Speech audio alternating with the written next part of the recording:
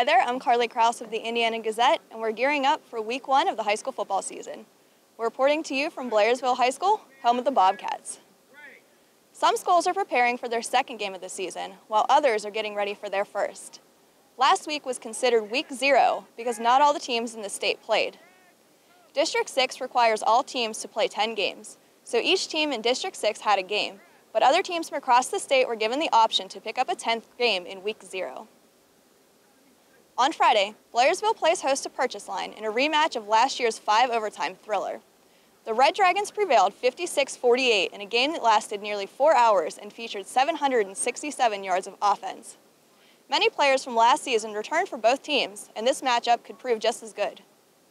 Blairsville held on to beat West Shamokin 28-18 last week after taking a 28-0 lead. Ryan Shirley threw for 149 yards, and Aronde Askew rushed for 133. Purchase Line lost its opener 48-44 in a back-and-forth shootout with Homer Center. Quarterback Shamar Campbell rushed for 256 yards, but the Red Dragons will have to tighten up their defense against an experienced Blairsville team. In other Heritage Conference action, 2 1-0 teams will meet when Northern Cambria travels to United. The Lions will commemorate their 1986 district championship team on Friday. United beat Salzburg last week, its first season opening win since 2010. Northern Cambria beat Penns Manor in a sloppy first-week game. The Colts got on the board first with a safety and then scored 14 points in the fourth quarter to pull away for the win. Chris Rippin finished with 96 rushing yards for the Colts. In a matchup of 0-1 teams, West Shamokin will play at Penns Manor. The Wolves had a tough welcoming into the Heritage Conference against Blairsville. They look to get on the right track against the Young Comets on Friday. Penns Manor struggled through its opener, but had a bright spot in Isaiah Scott, who rushed for 142 yards. It was the Comets' first conference loss since losing to Blairsville in Week 7 of the 2014 season. Marion Center, which was shut out last week by Ligonier Valley, visits Homer Center.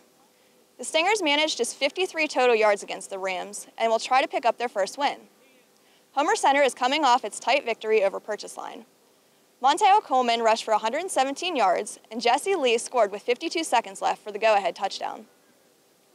After a strong showing in the first game, Ligonier Valley looks to stay on a roll when it plays host to Salzburg.